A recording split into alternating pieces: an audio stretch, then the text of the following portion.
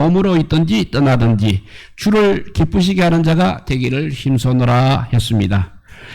바울은 앞 5장에서 오늘 고린도후서 5장에서 그리스도인들이 누릴 영광과 영생에 대한 실질적인 증거에 들어가고 있습니다. 앞에 고린도후서 4장 17절에서 이런 말씀이 있습니다. 우리가 잠시 받는 한날에 경한 것이 지극히 크고 영원한 영광에 중한 것을 우리에게 이루려 함이니라고 했습니다. 여기서 크고 영원한 영광에 중한 것이 무엇인가를 오늘 본문 1절에서 우리에게 보여주고 있습니다. 그리고 고린도후서 4장 18절에 보면 우리가 주목하는 것은 보이는 것이 아니라 보이지 않는 것이니라고 했습니다. 우리가 돌아보는 보이지 않는 것이 무엇인지 대해서도 오늘 말씀이 우리에게 해주고 있습니다. 첫째 1절에 보면 우리 장막집이 무너지면 했습니다. 만일 땅에 있는 우리의 장막집이 무너지면 하나님께서 지으신 집으로 지은 것이 아니요 하늘에 있는 영원한 집이 우리에게 있는 줄 아노라 했습니다. 만일 땅에 있는 우리의 장막집이 무너지며 하는 이 말은 우리의 육신이 이제 생명을 다하여 죽게 되면 하는 뜻이 되겠습니다. 육신은 언젠가는 죽게 마련인 것입니다. 그래서 너는 흙이니 흙으로 돌아가라는 그 하나님의 명령에 따라 누구든지 이 세상에 살고 있는 사람은 흙으로 돌아가게 되어 있는 것입니다.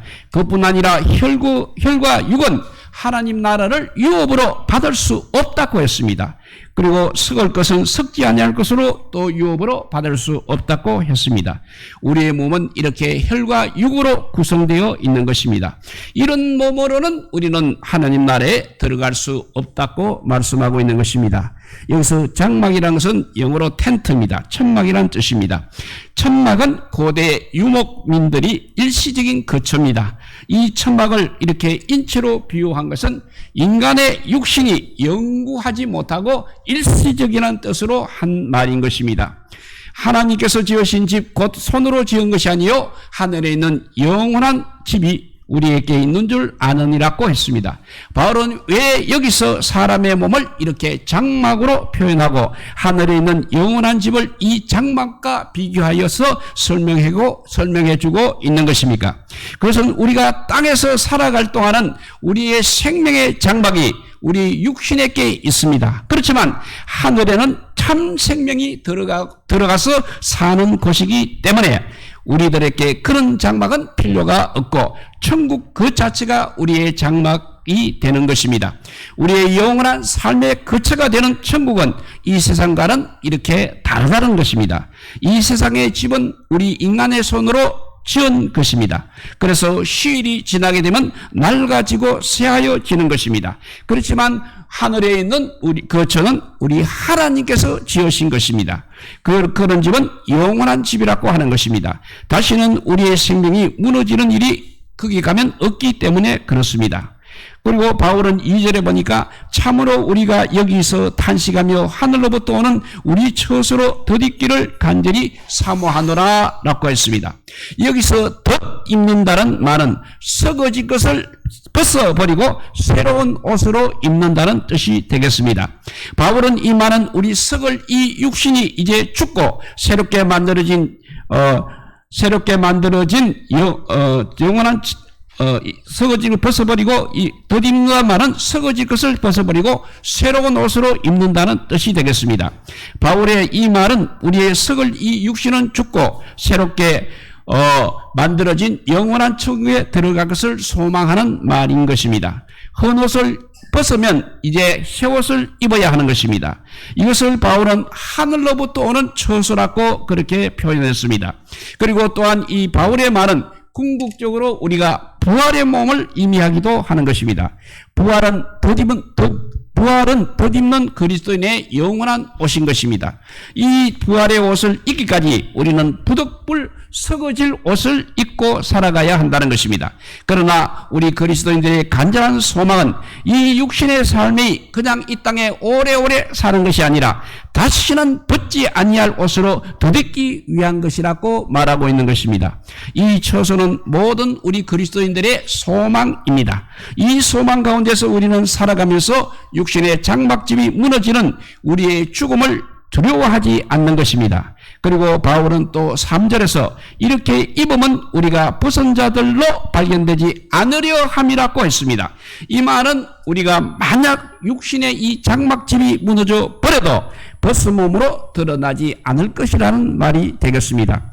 여기서 벗은 몸이라는 것은 부끄러운 몸으로 하나님께서 지으신 처소로 더딥지 못한 몸을 의미하고 있습니다.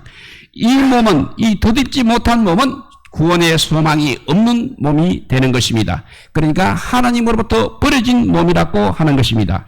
이런 자들에 대해서 요한계시록 22장 15절에 보면 개들과 점술가들과 음행하는 자들과 살인자들과 우상숭배자들과 및 거짓말을 좋아하며 지어내는 자는 다 성 밖에 있다고 그렇게 말씀해주고 있는 것입니다.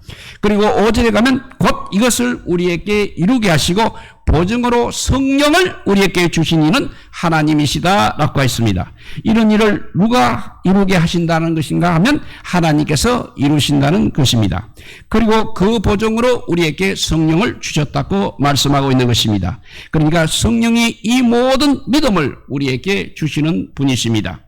그리고 다음 6절에서 10절을 보면 우리가 담대히 원하는 바는 했습니다. 6절을 읽어보면 그러므로 우리가 항상 담대하여 몸으로 있을 때에는 주와 따로 있는 줄 아노니 라고 했습니다. 이것은 바울의 담대한 믿음으로 내린 결론입니다. 몸으로 있을 때는 이 말은 우리들이 육신의 장막에 살아가고 있는 동안을 뜻하고 있습니다. 그리스도인들이 육신을 입고 이 세상을 살아가는 동안은 주님과 따로 거한다는 사실을 밝히고 있습니다. 그래서 주님과 따로 거한다는 이 말은 영적인 연합관계를 의미하는 것이 아닙니다. 그래서 우리 그리스도인은 그리스도와 연합적인 관계가 있는 것입니다. 그리스도께서 우리와 함께 하시는 이 일은 영적인 연합이지 별개의 인격적으로서 우리와 함께 살아가는 동거가 아니라는 것입니다.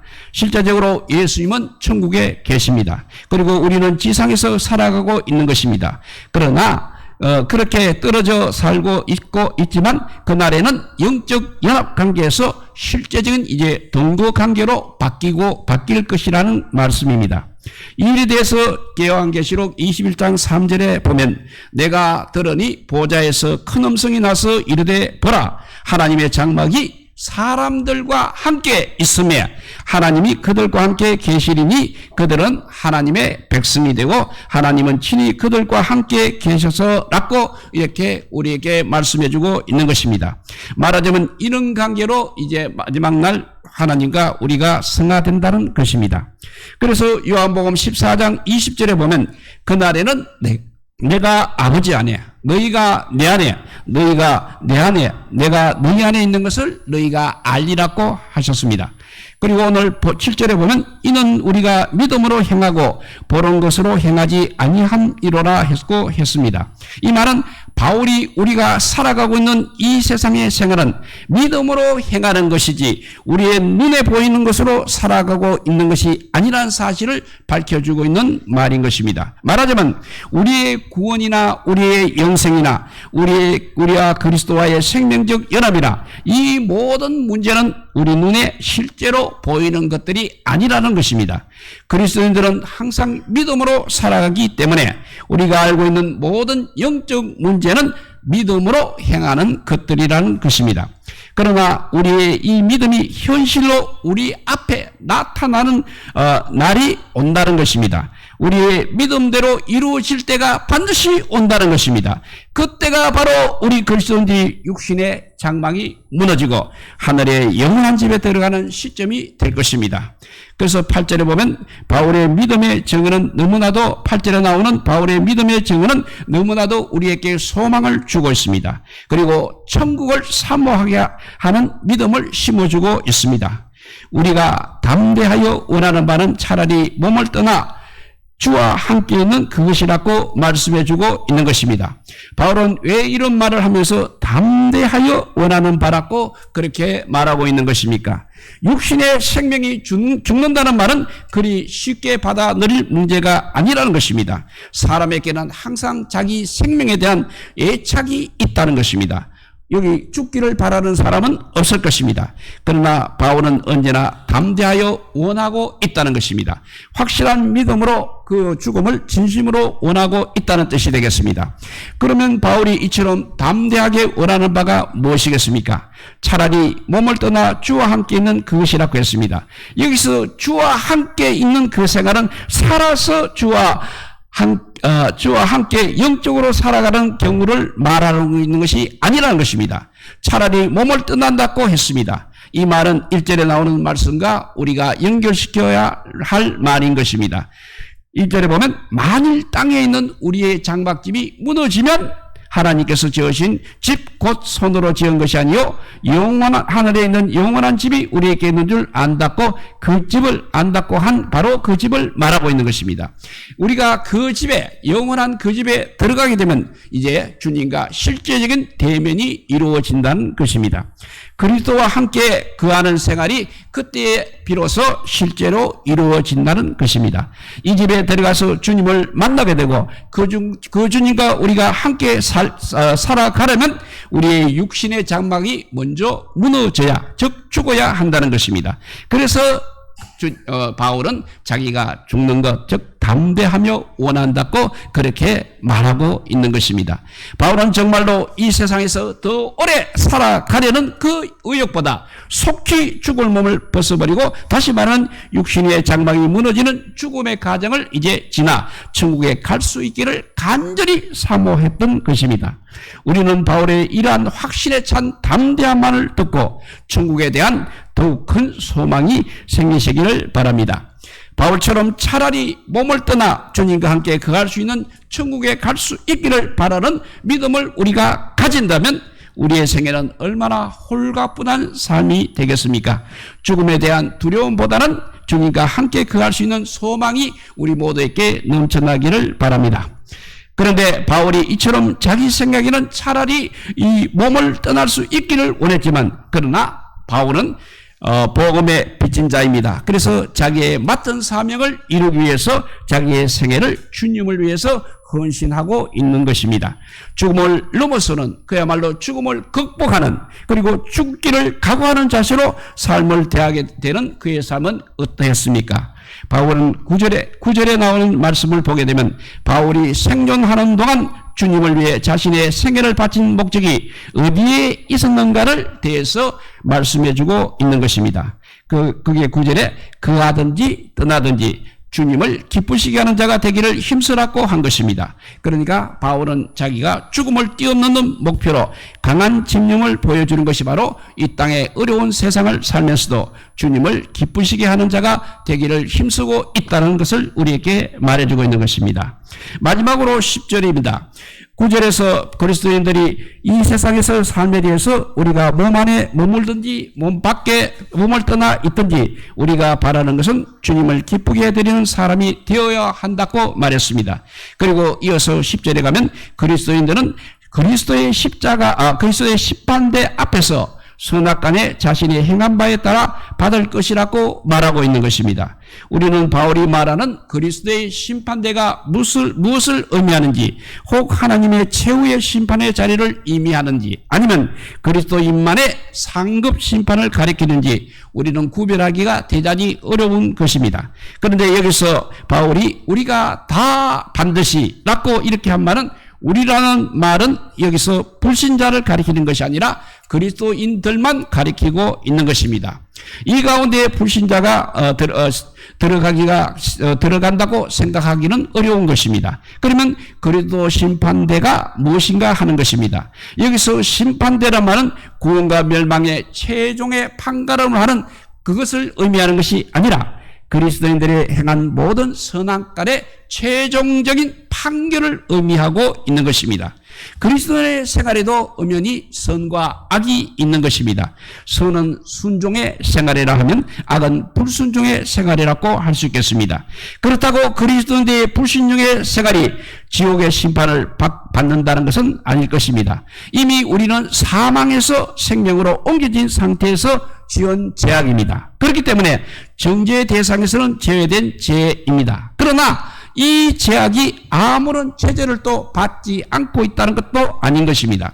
그리스도인들의 상급에 대한 결정적인 치명타가 된다는 것입니다. 그러니까 그리스도의 심판대라는 말은 바로 이런 그리스도인들의 상급의 표준을 최종적으로 선고받은 대단히 중요한 자리라는 것입니다.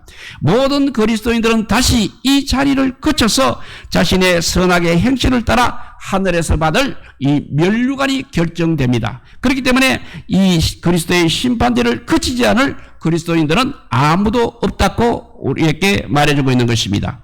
이 일에 대해서 바울은 디모데후서 4장 7절과 8절에 보면 내가 선한 싸움을 싸우고 나의 달릴 갈길을 마치고 믿음을 지켰으니 이제 후로는 나를 위하여 의의 면류관이 예비되었으므로 주 곧 어려우신 재판장이 그날에 나에게 주실 것이니 나에게만 아니라 주의 나타나심을 사모하는 모든 자에게니라고 말하고 있습니다. 바로 이 그리스도의 심판대에는 재판장에서 이제 상급 심판이 진행될 것입니다. 그리고 그 재판관은 바로 우리 구주 예수 그리스도가 되셔서 그 자리에서 우리를 판단하실 것입니다. 그러므로 우리는 이 그리스도의 심판대에서 많은 상급을 받기 위해서 우리의 살고 있는 이 생애 동안에 주님을 위해서 반드시 헌신을 해야 한다는 것입니다. 이 일에 대하여 바울은 고린도전서 15장 58절에 보면 항상 주의 일에 더욱 힘쓴 자들이 되라. 너는 너의 수고가 주 안에서 헛되지 않은 줄을 암이라고 말씀해주고 있는 것입니다. 우리는 이 그리스도의 심판대에 대비하여서 이 땅에서 많은 공력을 쌓아서 그날에 우리 모두 영광의 면류관을 받을 수 있기를 주님의 이름으로 축복드립니다. 기도하겠습니다. 사랑의 하나님 감사합니다. 왜 우리가 이 땅에 살면서 주님을 기쁘시게 해야 되겠습니까? 주님 바울이 말한 대로 마지막 날 주님 앞에 그리스도의 심판대 앞에서 많은 면류관을 받기 위해서 우리가 그렇게 해야 된다고 했습니다. 그냥 예수를 믿는 믿음으로 구원받는 것으로 끝나는 것이 아니라 이 땅에서 정말 아버지 주님을 위해서 바울처럼 그렇게 살아가며 충성을 다하고 헌신할 때 그리스도의 심판에서 영광의 면류관, 의의 면류관이 주어진다는 이 기쁜 기대를 가지고 이 육신의 장막이 벗어나는 시간까지 우리가 열심히 주님을 따라 생활하는 저희들 되게 하여 주시고 주님께 충성을 다하는 우리 모두 되게 하여 주시기를 간절히 빌고 원하올 때 이 모든 말씀 아무 공도 없으나 우리 구주 예수 그리스도 이름으로 기도드리옵나이다. 아멘.